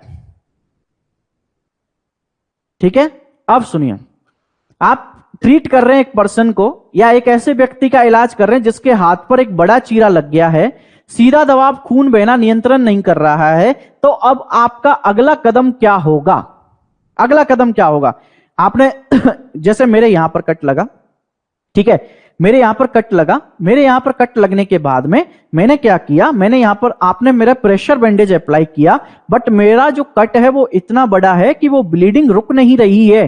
और अब मुझे आगे कदम क्या उठाना है, तो यहां पर इनमें से कौन सा कदम उठाना है, तो देखिए, अप्लाई टोर्निक्यूट यानी टोर्निक्यूट लगाओगे या गो फॉर हेल्प, हेल्प के लिए जाएंगे, स्टार्ट एन आईवी, एक आईवी लाइन शुरू करोगे, या वेट फॉर एडिशनल हेल्प, या एक अतिरिक्त मदद का इंतजार करेंगे। अब इसका आप आंसर बताइए क्या है क्या नहीं, आपको टाइम दिया जाता है।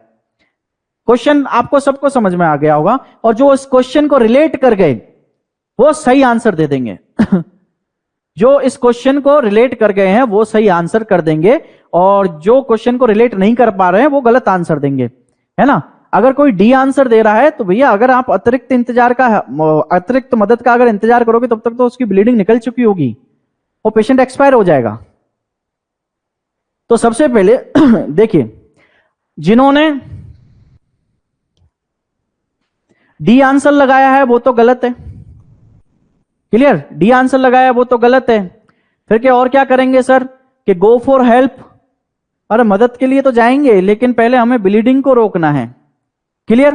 क्या और क्या करेंगे सर, और क्या करेंगे, आईवी शुरू करेंगे, नहीं तो आपका आंसर क्या जाएगा, टॉर्निक्यूट आपको लगाना है। अब के सर ये क्यों लगाना है, तो जिन्होंने ए आंसर किया वो तो रिलेट कर गए, लेकिन जिन्होंने ए आंसर जो रिलेट नहीं कर पा रहे उनके लिए मैं बता देता हूं, अगर मुझे यहां पर अगर ब्लीडिंग हो रही है और मैं यहां पर अगर टॉर्निक्यूट लगा दूंगा तो मेरी ब्लड सप्लाई को मैं यहां पर क्या कर सकता हूं, स्लो कर सकता हूं, या कुछ टाइम के लिए जब तक मुझे मदद नहीं मिलती मैं उसको रोक सकता हूं, तो ब्लीडिंग कम होने के चांसेस ज्यादा हैं। तो क्या लगाएंगे, अप्लाई टॉर्निक्यूट। क्या करेंगे साथियों, टॉर्निक्यूट लगाएंगे। देखो है ना, इसका रेशनल भी मैंने आपको दिया है, क्या दिया है, रेशनल भी मैंने आपको दिया है। आराम से रेशनल आप पढ़िए, है ना, आराम से रेशनल पढ़िए। आराम से रेशनल में मैंने क्या बोल रहा है कि टॉर्निक्यूट अस्थायी नियंत्रण उपाय है जो आपके जीवन रक्षक हो सकता है। कैसे, क्योंकि मुझे पता है ज्यादा बड़ा कट लगा है, अगर ब्लीडिंग उधर से ज्यादा रहेगी तो मैं कुछ टाइम के लिए अगर टॉर्निक्यूट लगाऊंगा तो मैं उस ब्लीडिंग को रोक सकता हूं। तो जिन्होंने भी ए आंसर किया है वो अच्छे से क्लास में अटेंड हैं या क्लास को अच्छे से ले रहे हैं, और थोड़ा बहुत जिनका इधर उधर जा रहा है उनको शायद या मेरी पहली क्लास है तो इसके लिए समझ नहीं पा रहे होंगे, भाषा नहीं समझ पा रहे होंगे, या टॉपिक को रिलेट नहीं कर पा रहे होंगे, है ना। तो ये क्वेश्चन था, इसका राइट आंसर जो जाएगा वो ए जाएगा। मैंने आपको बोला है आपको कोई भी चीज अगर समझ में नहीं आए तो आप लिख सकते हैं, अगर आपको दिक्कत रहे तो भी आप बोल सकते हो। तो फर्स्ट एड जो इंजरी का था और ब्लीडिंग का था वो आपका कंप्लीट हो चुका है। ओनली मैं थ्योरी में करा रहा हूं, आपके एग्जाम के हिसाब से जो इंपॉर्टेंट चीजें वही करा रहा हूं। क्वेश्चंस मैं एक साथ निकालूंगा, हर टॉपिक के क्वेश्चंस हम एक साथ करेंगे। ये एक एक क्वेश्चन मैंने ऐसे ही डाला है ताकि आप कनेक्ट रहो या नहीं रहो। क्वेश्चंस एक साथ मैं 100 से ज्यादा क्वेश्चन दूंगा, पूरी क्लास में कराऊंगा, और आपको उसकी पीडीएफ भी मिलेगी कि कैसे इंजरी ब्रोकिंग पे निकलेगा या फ्रैक्चर बोन पे निकलेगा, स्नेक बाइट पे क्या क्या निकलेगा, ठीक है। तो अब सुनिए, नेक्स्ट चलते हैं हम। नेक्स्ट हमारा टॉपिक है फर्स्ट एड इन फ्रैक्चर बोन, यानी कि टूटी हुई हड्डी में आप क्या फर्स्ट एड करोगे या प्राथमिक उपचार करोगे, क्लियर। तो देखो सबको पता है, अभी आप सब लोग नर्सिंग की तैयारी कर रहे हैं तो इतना तो सब आपको आता ही है कि क्या करना चाहिए क्या नहीं करना चाहिए, लेकिन हमारा एक मेन उद्देश्य क्या रहता है कि कुछ एक चीजें अगर आपसे निकल रही हैं, आपसे छूट रही हैं, तो हम उन चीजों को कंप्लीट कराएं। तो देखिए फर्स्ट एड, आप फर्स्ट एड किस में कर रहे हैं, आप ब्रोकन बोन में, यानी किसी के फ्रैक्चर में कर रहे हैं, किसी की हड्डी टूट गई है तो उसमें प्राथमिक चिकित्सा दे रहे हैं। तो अब हड्डी, टूटी हुई हड्डी को क्या कहते हैं भाई, अगर मेरी यहां से हैंड की कोई भी हड्डी फ्रैक्चर हुई, जैसे कि अल्नर फ्रैक्चर हुआ या रेडियल फ्रैक्चर हुआ, तो उसमें क्या हुआ, जो मेरी हड्डी की जो निरंतरता है वो टूट गई। तो मैं अगर फ्रैक्चर की अगर डेफिनेशन बोलूं तो क्या है, डेफिनेशन यही है कि क्या, कि bone fracture is a break in the continuity of a bone, यानी किसी भी हड्डी की निरंतरता में एक विराम होना ही क्या कहलाता है, फ्रैक्चर कहलाता है, या ब्रेन इंजरी कहलाती, सॉरी ब्रोकन बोन कहलाती है। अब आपको क्या करना है, इफ विक्टिम इज अनकॉन्शियस, अगर विक्टिम अनकॉन्शियस है, किसी की हड्डी टूटी है और विक्टिम अगर आपका अनकॉन्शियस है, तो आपको कौन सा फॉर्मूला अप्लाई करना है, आपको एबीसी वाला फॉर्मूला अप्लाई करना है, क्लियर। आपको उसके वो सर्कुलेशन, ब्रीदिंग और एयरवे आपको देखना है। तीसरी चीज, आपको अगर लग रहा है कि इंजरीज वाली साइट पे या उसके जो फ्रैक्चर हुई है बोन, वहां पर अगर ब्लीडिंग आ रही है तो उस ब्लीडिंग को आपको क्या करना है, रोकने के लिए वही प्रेशर अप्लाई करना है। कई सारी चीजें जो दोनों में कॉमन आएंगी, भाई ब्लीडिंग तो रोकनी अगर हड्डी में आ रहा है तो। दूसरी चीज, अब किसी भी बंदे की अगर हड्डी में फ्रैक्चर हुआ है और वो आपके सामने पड़ा हुआ है, तो दो तरीके के इंसान होते हैं। एक तरीके का इंसान तो ऐसे कहा, मजा आ गया, तेरी तो हड्डी टूट गई, जीवन भर के लिए अपंग हो गया, क्या ऐसा करना है हमको? हम जाके उसको बोल रहे हैं, बोला नहीं नहीं नहीं नहीं, अरे बहुत अच्छा हुआ, तेरी तो हड्डी टूट गई, अभी तो क्या करना है, बस मस्त रहे, आराम से रहे, ऐसा हमें ऐसा बिल्कुल भी नहीं करना है। हमें उस इंसान का बनना है, दूसरे जैसा इंसान, वो उसको सांत्वना दे कि भैया कुछ नहीं हुआ, आपकी हड्डी टूटी है और वो हड्डी क्या होगी, जैसे ही हॉस्पिटल आपको पहुंचाएंगे वहां पे प्लास्टर बंधेगा और या ऑपरेशन होगा और आपकी हड्डी वापस जुड़ जाएगी, आप फिर से चल पाएंगे। ऐसा हमको साइकोलॉजिकल सपोर्ट उसको देना है, क्योंकि आपको पता है कि साइकोलॉजिकल सपोर्ट किसी भी चीज में क्या करता है, सबसे ज्यादा क्या करेगा, रोल प्ले करता है, सबसे ज्यादा रोल प्ले करता है साइकोलॉजिकल सपोर्ट हर किसी चीज में। जैसे कि आप भी अगर किसी एग्जाम की तैयारी कर रहे हैं और आपका अगर एक बार में सिलेक्शन नहीं होता है, तो आपको अगर कोई आपका साथी साइकोलॉजिकल सपोर्ट देता है तो आप फिर से कुछ अच्छा करने की सोचते हैं। तो हमें क्या करना है कि अगर वह व्यक्ति सदमे में है तो हम उसको मनोवैज्ञानिक सहायता प्रदान करेंगे। क्या प्रदान करेंगे? मनोवैज्ञानिक सहायता। मनोवैज्ञानिक सहायता का मतलब होता है साइकोलॉजिकल सपोर्ट करेंगे।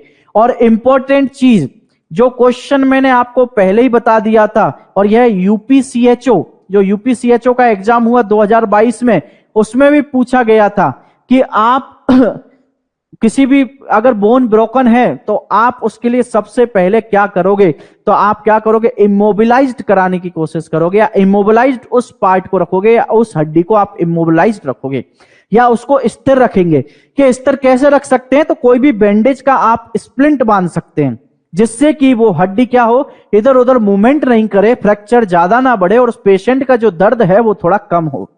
यह क्वेश्चन यूपीसीएचओ में पूछा गया है, इसीलिए मैंने आपको वहां भी समझाया था, तो भी मैंने बोला था कि यह जरूरी होता है। क्या कि अगर हड्डी टूटी हुई है तो टूटी हुई हड्डी को स्थिर स्थिति में बनाए रखने के लिए पट्टी के साथ एक स्प्लिंट बांधें, यही, क्योंकि हमें क्या करना है, उसको इमोबिलाइज करना है। क्लियर? और कैसे कर सकते, कोई भी आप बैंडेज वगैरह लेंगे तो उससे हो जाएगा। अब आगे और क्या क्या करना है, तो देखना, आपको लगता है कि अगर कहीं पर फ्रैक्चर या वो है तो आप वहां पर क्या कर सकते हो, आइस एप्लीकेशन दे सकते हो। कोई भी इंजरी साइट है तो वहां पर आप क्या दे सकते हो, आइस एप्लीकेशन दे सकते हो या कोल्ड एप्लीकेशन दे सकते हो।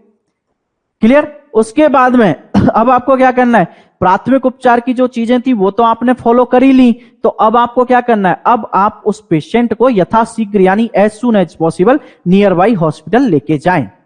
क्योंकि प्राथमिक उपचार का उद्देश्य ये नहीं है कि आप 100% उसका इलाज वहीं पे कर दें। प्राथमिक उपचार का ये है, आपको पता चला इस पेशेंट की हड्डी टूटी है, इस पेशेंट को फ्रैक्चर हुआ है, तो आपने क्या किया, जो चीज अप्लाई करने की थी वो आपने कर दी। लाइकेज आपने ब्लीडिंग रोक दी, लाइकेज आपने उसको कोल्ड एप्लीकेशन दिला दी, आपने उसको क्या कर दिया, इमोबिलाइज्ड भी कर दिया यानी स्थिर रख दिया। कैसे? बैंडेज वगैरह बांध के। अब आपका क्या काम है, अब आपको उसको हॉस्पिटल पहुंचाना है। ये था कुछ आपका क्या, फर्स्ट एड इन ब्रोकन बोन या फ्रैक्चर। क्लियर? अब आगे चलते हैं। अब आगे नेक्स्ट टॉपिक लेते हैं अपन, नेक्स्ट टॉपिक लेते हैं, वो लेते हैं first aid in electric shock. हमने दो टॉपिक कर लिए, फर्स्ट एड इन कौन सा कर लिया, ब्रोकन बोन कर लिया और इंजरी और ब्लीडिंग कर लिया। उसमें किसी को किसी भी प्रकार की दिक्कत है तो आप मैसेज में लिख दीजिए, है ना, आप लिख सकते हैं। अगर उसमें कोई टॉपिक समझ में नहीं आया हो या कोई लाइन आपसे मिसमैच हो गई हो या आपके हिसाब से कह रहे हो सर ये सही समझ में नहीं आया, तो आप मुझे लिख दीजिए कमेंट में, फिर मैं आपको ये टॉपिक स्टार्ट करता हूं। आप लिख सकते हैं, फिर हम नया टॉपिक तीसरा वाला स्टार्ट करेंगे। क्योंकि प्राथमिक उपचार है, प्राथमिक उपचार में से क्वेश्चंस बहुत सारे निकलते हैं, क्वेश्चंस बहुत सारे प्राथमिक उपचार में से निकलेंगे, लेकिन क्वेश्चन कौन कौन से निकलेंगे वही टॉपिक हमने क्लियर किया है। यानी जो लाइन है ज्यादा हम डीप में नहीं पढ़ाएंगे, और हम उतना ही पढ़ाएंगे जितना आपको क्वेश्चंस में से पूछा जाता है कि भाई ये चीजें आपसे यहां से निकलेंगी, ठीक है। और मेन क्वेश्चंस तो मैंने आपको बार बार बोल ही रहा हूं। चलिए आगे चलते हैं। देखिए जिनका क्लास छूट गया है वो टेंशन ना लें, ये क्लास आपके इस पे ऐप पे अवेलेबल रहती है ना, वो आप कभी भी देख सकते हैं। अब आगे चलते हैं, first aid in electric shock. यानी इलेक्ट्रिक शॉक के अंदर, यानी किसी को झटका लगा है, किसका, बिजली का या इलेक्ट्रिक करंट लगा है, तो अब आप क्या करोगे। क्लियर? सबको पता है सबसे पहले क्या करना है क्या नहीं करना है। सबसे पहले ये भी है कि क्या करेंगे नहीं करेंगे, ये करेंगे वो करेंगे, है ना, कोई गलत हो जाए तो उसके लिए हम बैठे हैं। अब देखिए बिजली का झटका अगर किसी को लगा है, आप सब इस चीज से अनुभव वाले होंगे, क्योंकि आपको नहीं लगा होगा तो किसी ना किसी को घर में बिजली का झटका लगा होगा। ग्रामीण परिवेश में ज्यादातर लगता है बारिश के सीजन में, या किसी और को भी लगा होगा, सुना होगा, तो आप सबसे पहले क्या करते हैं, क्या नहीं करते हैं, वो सब आपको पता है, वही हम पढ़ रहे हैं। लेकिन उसमें वो चीज पता नहीं होगी, आप बोलोगे सर बिजली का झटका लगता है, उसके बाद हम पेशेंट को नीचे लिटाते हैं और उसके बाद बहुत ज्यादा माराकूटी करते हैं ताकि उसका वो करंट बाहर निकल जाए। वो सब मेडिकली प्रूफ नहीं है। वो ठीक है हम करते हैं, जैसे किसी को मिर्गी आती है, तो मिर्गी आ रही है, एपिलेप्सी आ रही है, उसको पेशेंट को सुलाते हैं और उसको फिर पता नहीं क्या करते हैं, अपने जूते का जो मोजा लेके वो सुंघा देते हैं, है ना। वो सब अपने मेडिकल में नहीं, हमें वो फर्स्ट एड नहीं करने हैं, ठीक है। आप लोगों ने करे भी होंगे, ऐसा नहीं आपने नहीं करे होंगे। चलो चलिए अब फर्स्ट एड ज्यादा टाइम ना लेते हुए, first aid in electric shock. तो first aid in electric shock, जैसा कि आप सबको पता है और मैं भी वही बताने वाला हूं कि सबसे पहले ये एग्जाम में पूछा गया है, एमपीसीएचओ में पूछा गया था, कई सारी एग्जामों में पूछा गया कि सबसे पहले क्या करोगे अगर आपको पता चल गया है कि इस पेशेंट को इलेक्ट्रिक शॉक लगा है। तो सबसे पहले आप क्या करोगे कि अगर किसी को भी करंट लग रहा है, अगर सपोज दैट मैं यहां पे पढ़ा रहा हूं और मुझे इस बोर्ड से करंट लगा, तो सबसे पहले आप क्या करोगे, इस बोर्ड का प्लग निकालोगे अगर आप प्राथमिक उपचार के लिए आए हैं तो पहली चीज क्या कि सबसे पहले बिजली का स्रोत बंद करेंगे, यानी first of all turn off the power source, यानी जो भी बिजली का करंट या सोर्स है उसको आप क्या करोगे, ऑफ कर दोगे। फिर उसके बाद में अगर आपको लग रहा है कि यार ये चीज स्विच से तो नहीं हो रहा है, ये वायर पड़ा हुआ है, इसके पास में वायर पड़ा हुआ है और इस वायर को हटाना है, तो आपको फिर क्या करना है कि अगर सोर्स को हटाने में आप पॉसिबल नहीं हो पा रहे, फिर क्या करो, उस वायर को या जो भी इलेक्ट्रिकल सोर्स है उसको एक सूखी लकड़ी या प्लास्टिक या कोई भी कार्डबोर्ड होता है जो इलेक्ट्रिसिटी करंट को फ्लो नहीं करते हैं, या मैं हिंदी में बोलूं विद्युत के कुचालक होते हैं, इलेक्ट्रिसिटी के वो क्या होते हैं, उसको आगे फ्लो नहीं करेंगे, ऐसी चीज से आप क्या करोगे, जो भी इलेक्ट्रिक का सोर्स है उसको हटा दोगे, या जो भी बिजली का करंट का जो सोर्स है उसको हटा दोगे। क्लियर, समझ गए आप। यानी क्या बोला मैंने, सबसे पहले आपको जिस व्यक्ति को जिस चीज से करंट लगा है उस करंट के सोर्स को आप हटाइए। अगर स्विच बंद करने से हो रहा है तो आप स्विच बंद करके हटा दीजिए, आपको लग रहा है स्विच बंद नहीं, यहां पे वायर पड़ा हुआ है, तो आप सबसे पहले क्या करेंगे, ऐसी कोई भी चीज लेंगे, सूखी लकड़ी या कोई भी प्लास्टिक, ऐसी चीज जिससे इलेक्ट्रिसिटी करंट आगे फ्लो नहीं हो, आप उसको रिमूव करोगे और पेशेंट को सेव करोगे। ठीक है, ऐसा नहीं करना, क्योंकि कई बार हम पेशेंट को देखते हैं या किसी भी पर्सन को देखते हैं, उसको इलेक्ट्रिक करंट लगता है, अपन उसको डायरेक्ट जाके पकड़ लेते हैं, वो करंट आप में भी फ्लो हो जाएगा। यह क्वेश्चन इंपॉर्टेंट था। क्लियर, तो यहां तक क्लियर हो गया। ये फर्स्ट इसकी मेन प्रायोरिटी थी, वो यही प्रायोरिटी थी, और यह एमपीसीएचओ 2022 के एग्जाम में पूछा भी गया था कि भैया क्या करेंगे, और अब आपको समझ में आ ही गया कि क्या करेंगे, है ना। अब आगे दूसरा, अगर करंट का सोर्स जो है वो बहुत ही हैवी है या करंट बहुत ही हाई पावर का है तो देखिए वो पेशेंट बेहोश तो नहीं है, देखिए वो पेशेंट बेहोश तो नहीं है, और अगर बेहोश है तो वही सीएबी एबीसी का रूल आप फॉलो करना, और उससे आपको देखना पड़ेगा कि पेशेंट बेहोश तो नहीं है। अगर बेहोश है और सीएबी से अगर लग रहा है सीपीआर जैसा, तो हमें देना पड़ेगा। तीसरी चीज, अगर आपने जो इंजरी साइट है, करंट जहां पर भी लगा है, आपको पता है करंट किसी भी स्किन को क्या कर देगा, इंजर्ड कर देगा, या क्या करेगा, उसकी हाथ पैर को जला देगा, जहां पर भी जला देगा। तो आपने अब पहली चीज तो उसको सोर्स को तो हटा दिया, अब क्या करोगे, वो जो भी बर्न एरिया है उसको क्या करोगे, आप कवर करोगे और क्लीन करोगे। क्या करोगे, कवर करोगे और क्लीन करोगे, किससे, बैंडेज से करोगे। क्लियर, तो क्या हो गया, apply a bandage to the injured area and clean the burn area and cover with cloth. घायल क्षेत्र पर पट्टी बांधेंगे और जले हुए क्षेत्र को साफ करेंगे और क्या करेंगे, कपड़े से ढक देंगे। फिर क्या करना है, फिर आपका रोल प्राथमिक उपचार आपने दे चुका है, फिर उस पेशेंट को आप एज सून एज पॉसिबल कहां भेजोगे, हॉस्पिटल भेजोगे। कहां भेजोगे, हॉस्पिटल भेजोगे। ये आपका हो गया first aid in electric shock. तो इलेक्ट्रिक शॉक में उम्मीद और आशा करता हूं आपको क्लियर हो गया होगा कि इलेक्ट्रिक शॉक में आपकी प्रायोरिटी क्या रहेगी, या फर्स्ट एड क्या करने वाले हैं। मेन तो क्या करने वाला है, आपका रिमूव करना है सोर्स का, फिर आपको एबीसी रूल फॉलो करना है, कैप वाला रूल फॉलो करना है, और उसके बाद में क्या करना है, कवर करना है क्लोथ का और क्लीन करना है, और उसके बाद में अब आप उस पेशेंट को कहां पे लेके जाइए, हॉस्पिटल में लेके जाइए। क्लियर, इस टॉपिक में किसी को कोई प्रॉब्लम। अब मैं आगे चलता हूं। इलेक्ट्रिक करंट में कोई प्रॉब्लम नहीं है ना, अगर हो तो यहां पे लिख देना बंधु, है ना। यहां पर किसी को प्रॉब्लम इलेक्ट्रिक शॉक में? अब चलते हैं फर्स्ट एड इन बर्न इंजरी। बर्न इंजरी के अंदर, ठीक है, बर्न इंजरी के अंदर फर्स्ट एड का आता है कि बर्न इंजरी यानी कोई भी ऐसी जगह आपको लगा है कि कहीं पर कोई जल गया है या कुछ भी ऐसा हुआ है, तो यहां पर आपको क्या करना है, फर्स्ट एड, बर्न इंजरी के अंदर फर्स्ट एड क्या करोगे क्या नहीं करोगे। क्लियर? अब इसमें देखो सबसे पहली चीज, हमेशा प्रायोरिटी पूरे क्वेश्चंस पूछे जाते हैं। कहीं भी अगर क्वेश्चन पूछा जाएगा तो आपको प्राथमिकता वाले क्वेश्चंस पूछे जाते हैं। अब प्राथमिकता में आप क्या करोगे क्या नहीं करोगे, तो देखो जैसे कि आपने इलेक्ट्रिक सोर्स में किया था, आपने इलेक्ट्रिक सोर्स को हटा दिया था, यानी जहां से भी इलेक्ट्रिक करंट आ रहा है उसको हटा दिया। तो सेम बर्न में आपको करना है, क्या करना है कि remove the client from burn site to safe place. कहां पर? जहां पर भी सुरक्षित जगह है। अगर कोई पेशेंट, सपोज दैट मैं इस रूम में हूं और यहां पर कोई आग लग जाए, तो अगर आप मेरा प्राथमिक उपचार के लिए अगर आए हैं तो आप क्या करोगे, पहले मुझे इस कमरे से बाहर निकालोगे, सुरक्षित स्थान पर लेके जाओगे। ऐसा ही करते हैं, यही तो करते हैं साथियों। सबसे पहले हमें सुरक्षित यानी जले हुए व्यक्ति को जलने की जगह से हटाकर सुरक्षित स्थान पर ले जाएं, यह आपकी पहली प्राथमिकता है। दूसरी क्या होना है, दूसरी चीज, अपने गांवों में या घरों में या शहरों में जिनको नॉलेज नहीं होती, अब आपको तो नॉलेज है, आपको पता भी चल गया, आप तो स्मार्ट हो गए हो आज के बाद, तो कभी भी उस पेशेंट के ऊपर कुछ भी आइस वगैरह या कुछ नहीं लगाना है। क्योंकि कई बार क्या करते हैं, अब पेशेंट जलाए तो आइस फेंक देंगे या पानी रख देंगे या कोलगेट वगैरह ऐसी चीजें लगा देंगे, ऐसी कोई भी चीज नहीं लगानी है। Do not apply ice on burn area. क्यों? क्योंकि वो क्या करेगा, वो फ्रॉस्ट बाइट कर देता है, या पेरिफेरल क्या करेगा, वैसोकॉन्स्ट्रिक्शन कर देगा, वो और ज्यादा प्रॉब्लम कर देगा।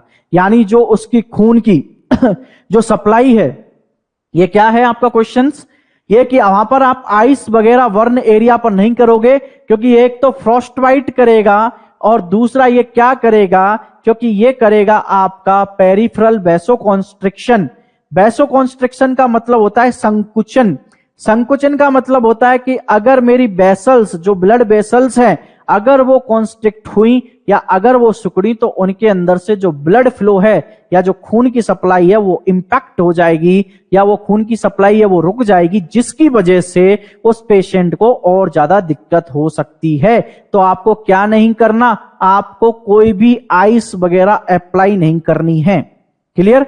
उसके बाद में ये मैंने रेड पेन से क्यों किया है क्योंकि ये क्वेश्चन भी आपको पूछ लिया जाएगा कि सर आपके दिमाग में से चल भी रहा होगा कि सर जो बर्न होते हैं वो तो अलग अलग प्रकार के होते हैं ना, कोई व्यक्ति थर्मल बर्न से जलता है यानी हीट से, कोई व्यक्ति केमिकल बर्न से जलता है, कोई व्यक्ति स्टीम बर्न से जलता है। तो किस किस में क्या करते, तो ध्यान रखना कि अगर बर्न हुआ है केमिकल से, अगर किसी भी व्यक्ति के हाथ पर या शरीर पर किसी भी प्रकार का केमिकल अगर गिर गया है, तो आपको क्या करना है, आपको उस जो एरिया पर जहां पर भी केमिकल गिरा है उसको आपको क्या करना है, टैपिंग वाटर यानी नल में से जो पानी है उससे उसको वॉश करना है, बहते पानी से उसको धोना है, ताकि क्यों, क्योंकि वह जो केमिकल गिरा है वो वॉश ऑफ हो जाए। वॉश ऑफ हो जाए इन द सेंस क्या, वो जो केमिकल है वो उस साइड से हट जाए। अगर आप बाहर है, अगर कोई भी केमिकल अगर हाथ पर गिरा है या कहीं पर भी उसके शरीर पर अगर केमिकल बर्न का केस है, यानी रासायनिक जलन का अगर कोई भी केस है, किसी भी प्रकार के केमिकल से अगर हुआ है, तो आपको क्या करना है, इमीडिएटली उस केमिकल को क्या करना है, वॉश करना है, धो देना है। क्लियर? बहते पानी से धो देना है। अगर हॉस्पिटल में ऐसा पेशेंट आता है तो भी केमिकल बर्न के पेशेंट को सबसे पहले नॉर्मल सलाइन का वॉश किया जाता है। किसका किया जाता है, नॉर्मल सलाइन का वॉश किया जाता है। यह क्वेश्चन इंपॉर्टेंट है साथियों। अगर केमिकल बर्न है तो इसीलिए मैंने रेड पेन में किया है, कंफ्यूज मत होना। बाहर है तो रनिंग वाटर से भी आप धो दीजिए, ठीक है, फर्स्ट एड है। ये सारे क्वेश्चन हैं जो आपको ने, जैसे कि और किस किस में करोगे कि सर अगर किसी को डॉग बाइट होता है और आप अगर उसका फर्स्ट एड कर रहे हो तो सबसे पहला क्या होता है वो भी पता है आपको कि सबसे पहले टैप वाटर यानी नल का जो पानी है उसके उसके अंदर साबुन से कम ज्यादा नहीं तो 5 से 10 मिनट उसको धोना है, वॉश करना है, ताकि जो भी कीड़ा है वो क्या हो जाए, वो बाहर चले जाए, उसके जो भी वायरल्स आए थे। ऐसे ही क्या है, जो केमिकल बर्न है, केमिकल को वॉश आउट क्यों करना है, ताकि वो अगर आप धोगे तो वो केमिकल वहां से जा सकता है, केमिकल वहां से हटेगा, थोड़ा न्यूट्रलाइज भी होगा। क्लियर। उसके बाद में चलता है don't apply lotions, butter, grease, oil to burn area. ये मेडिकली भाषा में मैं बता रहा हूं आपको, ठीक है, कि उस पेशेंट के ऊपर किसी भी प्रकार का लोशन, मक्खन, घी या तेल नहीं लगाना है, आप फर्स्ट एड करने जा रहे हो तो। उसके बाद में अगर वहां पर सूजन और जलन को अगर कम करना है तो जले हुए क्षेत्र को 10 से 30 मिनट तक पानी में डुबोकर ठंडा रखें। अगर वहां पर ज्यादा उसको क्या हो रही है, स्वेलिंग और इरिटेशन हो रहा है किसी भी पेशेंट को अगर जलन से, तो आप ठंडे पानी में डुबोकर उसको ठंडा कर सकते हैं। उसके बाद में क्या करना है, उसके बाद में करना है कि अगर उस पेशेंट ने, जहां पर वो पेशेंट जला है और जलने पर अगर वहां पर कोई भी उसने कपड़ा है, वो कपड़ा उससे चिपक गया है, या वहां पर कोई भी उसने गहना वगैरह पहना हुआ है, सपोज दैट मैं अगर जलता हूं या कोई भी अगर यहां से जलता है तो यहां से उसका कपड़ा या कोई भी ज्वेलरी है वो यहां से हमें निकालना है। क्यों निकालना है, ताकि वो चिपके ना, और अगर चिपक गए तो वो स्किन से क्या हो जाएंगे, और ज्यादा उसको खींचेंगे, और ज्यादा उसको नुकसान पहुंचाएंगे। तो जले हुए क्षेत्र के पास में कपड़े और ज्वेलरी अगर कुछ भी उसने पहनी हुई है तो उनको हटा दें, या चिपके हुए कपड़े जो हैं उनको ना हटाएं आप। क्लियर। इसमें एक लाइन में देखो आपको कंफ्यूजन हो सकता है कि सर आप पता नहीं क्या बोल गए क्या नहीं बोल गए, वो मैं दोबारा बोल देता हूं आपको, दोबारा ध्यान से सुनना। सारे लोग जाग जाओ, है ना, वैसे 10 बज गए, कुछ सोने वाले भी होंगे, उबासियां भी भर रहे होंगे क्लास में, लेकिन अभी जाग जाओ। इस लाइन को दोबारा से क्लियर कर लेते हैं, जाग जाओ। चलो बेकअप सेट बोलते हैं ना, ठीक है। कि आपको क्या करना है रिमूव करना है क्लॉथ एंड ज्वेलरी को नियर द बर्न एरिया। यहां तक सुनिए इस लाइन को, कि जले हुए क्षेत्र पर जो भी, जैसे कि ये उसका हाथ है अगर जलाया और यहां पर उसने क्लॉथ और कुछ भी पहना हुआ है, इन सबको निकालना है आपको। लेकिन अगर कोई भी कपड़ा ऐसा आपको लगता है कि वो उसके शरीर से चिपक गया है, जलकर उसके शरीर से चिपक गया है, तो उस कपड़े को आप निकालने की कोशिश नहीं किया जाएगा। उसको क्या नहीं किया जाएगा, उसको कपड़े को बाहर नहीं निकाल सकते आप। क्यों बाहर नहीं निकाल सकते आप, क्योंकि अगर आपने निकाला तो उसकी स्किन उसके साथ में आएगी, और उसकी स्किन अगर साथ में आएगी तो उसको ज्यादा इंजरी के चांसेस होगी। और फिर क्या करना है, वही एंटीबायोटिक क्रीम और ये सब आपको लगाना है। Make a new dressing everyday, ये तो बर्न में करते ही करते हैं। क्लियर।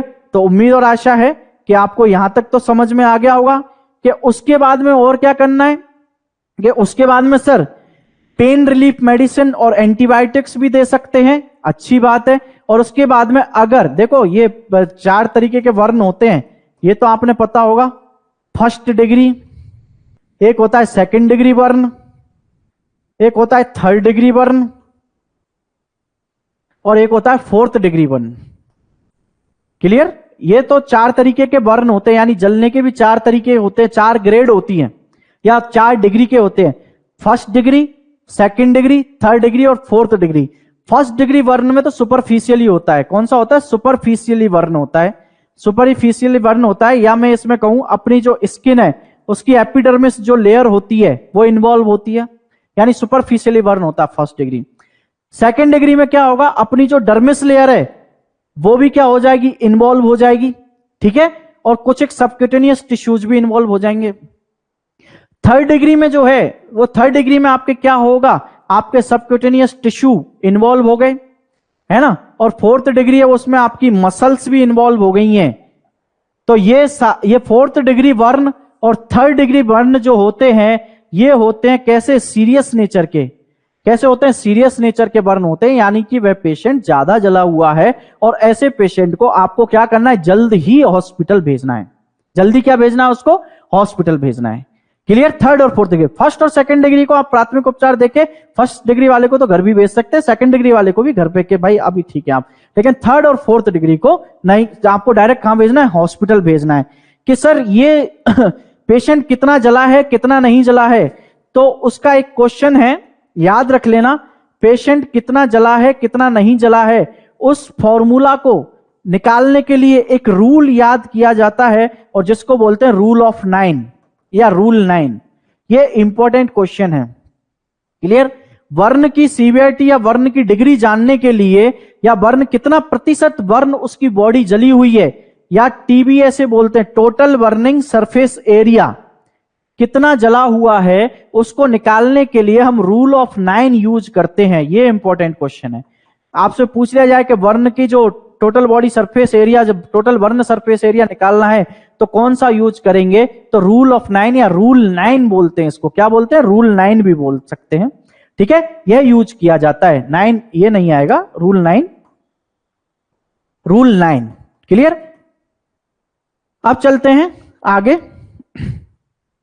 वर्ण पे कई सारे क्वेश्चन निकल जाते हैं।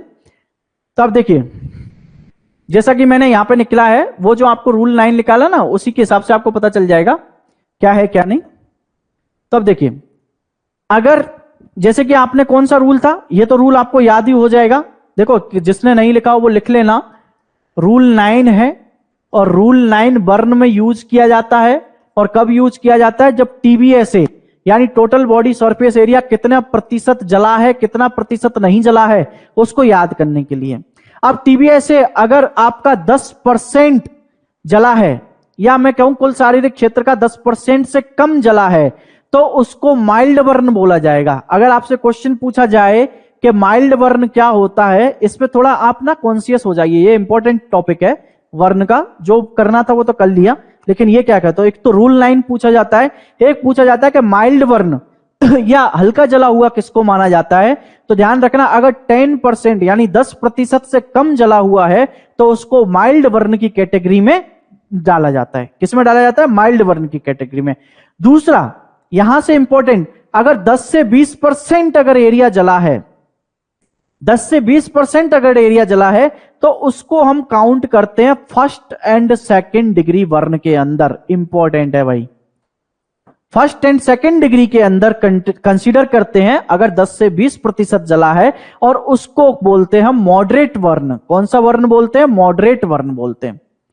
कौन सा बोलते हैं? मॉडरेट बर्न बोलते हैं। ठीक है, क्वेश्चन पूछा जाए माइल्ड बर्न क्या होता है, तो 10% से कम अगर जला है, 10 से 20 जला है, तो मॉडरेट बर्न होता है फर्स्ट और सेकंड डिग्री में।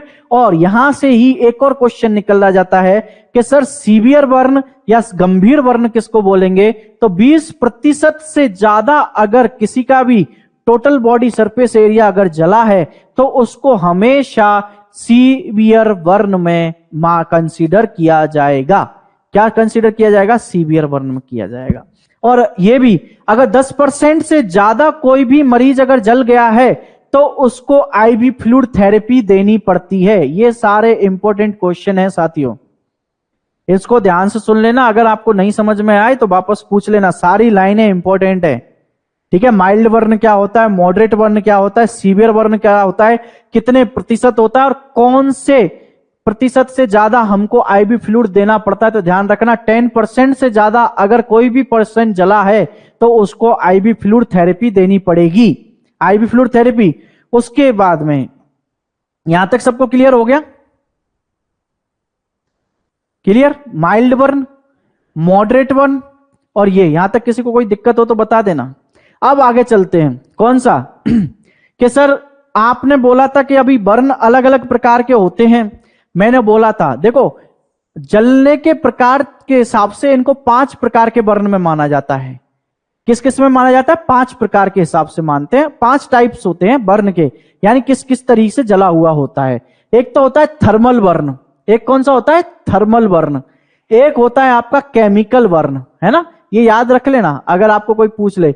एक होता है इलेक्ट्रिकल बर्न, यानी इलेक्ट्रिक से कोई बर गया। एक होता है रेडिएशन बर्न, एक होता है रेडिएशन, और एक होता है इनहेलेशन बर्न, यानी स्टीम वगैरह से किसी से भी अगर कोई जल जाता है तो ये क्या होता है, इसको बोलते हैं अपन। 5 तरीके के होते हैं। और उसके बाद सबसे जो खास कौन सा बर्न होता है वो होता है थर्मल बर्न। ये ESIC 2016 का पूछा हुआ क्वेश्चन है। ESIC 2016 ने पूछा था, और वो ये पूछा था कि क्या कि सबसे आम जो है, यानी मोस्ट कॉमन जो बर्न है इन 5 टाइप में, वो होता है थर्मल बर्न। कौन सा बर्न होता है बेटा जी? Thermal burn. कौन सा बर्न होता है? Thermal burn. क्लियर? अगर आपसे पूछा जाए कि सामान्यतः जलने वालों में सबसे ज्यादा सामान्यतः पाए जाने वाला जो जलन का कारण है वो कौन सा होता है या किस प्रकार का होता है? तो आंसर जाएगा थर्मल बर्न। जो किसकी वजह से होता है? गर्म तरल पदार्थ और भाप से होने वाली स्केल्ड बर्न, उबलते हुए पानी से जलना, ये सब। ठीक है, यहां तक क्लियर। अब चलते हैं आगे। आगे मैं अगर बात करूं एक क्वेश्चन और है आपका। ये क्वेश्चन तो मैंने इसलिए डाला है क्योंकि ये क्वेश्चन भी एग्जाम की दृष्टि से महत्वपूर्ण है। क्या कि अगर किसी भी पेशेंट की आंखों में अगर केमिकल चला जाता है या केमिकल बर्न आइज होती है तो उसका सबसे पहले आप क्या करोगे? क्या इमीडिएटली फर्स्ट एड होता है? लिख दीजिए आप, वैसे सामने लिखा हुआ है पर आप भी लिख दीजिए क्या होगा क्या नहीं होगा। क्या पूछ रहा है? अगर किसी की भी आई में क्या चला गया साथियों? केमिकल चला गया या केमिकल बर्न हुआ है तो सबसे पहले आप क्या करोगे? ये पूछा था आपके एसजीपीजीआई ने, तो ध्यान करना। ये आप सबसे पहले आई इरिगेशन करेंगे। किससे? टैप वाटर से, यानी उसकी आंखों को सबसे पहले धोएंगे टैप वाटर से, यानी नल के पानी से उसको आप धोएंगे। क्लियर? और उसके बाद में अगर हॉस्पिटल में वो पेशेंट आ गया है आई का केमिकल बर्न के साथ में, तो आप क्या करोगे? उस पेशेंट का नॉर्मल सलाइन से इरिगेशन करेंगे। इरिगेशन इन द सेंस क्या करोगे साथियों? उसकी आंख को धोएंगे ताकि वो केमिकल जो है वो वॉश आउट हो जाएगा। क्लियर? तो यहां तक किसी को कोई भी दिक्कत हो, कोई परेशानी हो, किसी भी प्रकार की समस्या हो तो बता सकते हैं। वर्ण वाला जो टॉपिक है वो हमारा यहीं पे क्लियर होता है। क्लियर? वो हमारा यहीं पे क्लियर होता है। उसके बाद आज की क्लास में हम इतना ही पढ़ेंगे, है ना। आप सब लोग जुड़े उसके लिए बहुत बहुत धन्यवाद। और जैसा कि हमने आज पढ़ा था तो मैं आपको एक बार समराइज और कर देता हूं, थोड़ा सा टाइम और आपका ले लेता हूं। समराइज में आज हमने जो पढ़ा था वो पढ़ा था फर्स्ट एड। क्या पढ़ा? First aid. फर्स्ट एड की हमने क्या क्लियर कर ली? उसकी डेफिनेशन क्लियर कर ली आज की क्लास में। दूसरी वाली जो चीज हमने उसमें जो क्लियर की, डेफिनेशन के बाद में हमने क्लियर किए उसके एम्स क्या होते हैं। तीसरी चीज हमने उसके प्रिंसिपल क्लियर किए। चौथी चीज हमने उसके गोल्डन रूल्स किए। गोल्डन रूल्स के बाद में हम यहां से चलते हैं, फिर हमने पढ़ा फर्स्ट एड किसके अंदर। फर्स्ट एड हमने पढ़ा किसके अंदर साथियों? सबसे पहले हमने पढ़ा इंजरी और ब्लीडिंग के अंदर। इंजरी और ब्लीडिंग। दूसरा हमने पढ़ा कौन सा? Bone fracture. दूसरा हमने पढ़ा वो कौन सा पढ़ा? Bone fracture. किसी का भी बोन फ्रैक्चर वगैरह हो गया उसमें फर्स्ट एड क्या करोगे। तीसरा हमने पढ़ा इलेक्ट्रिक करंट, इलेक्ट्रिक शॉक या इलेक्ट्रिक करंट लगा है उसमें क्या करोगे। और चौथा हमने आज पढ़ा बर्न के अंदर आप क्या फर्स्ट एड मैनेजमेंट करोगे। क्लियर? यहां तक कि हमने सारी चीजें कर ली। अब आगे की क्लास में जो नेक्स्ट क्लास में हम मिलेंगे उसमें हम पढ़ेंगे, नेक्स्ट जो भी आएगा स्नेक बाइट का टॉपिक लेंगे और जो भी फर्स्ट वन है वो लेंगे। आज की क्लास में इतना ही। उम्मीद और आशा करता हूं आपको सब समझ में आया होगा। और अगर यहां से अगर आपको कोई भी दिक्कत या वो है, 1 मिनट का समय आप लिख सकते हैं इसके अंदर कमेंट में, कुछ समझ में आया कि नहीं आया, क्या है जो भी है।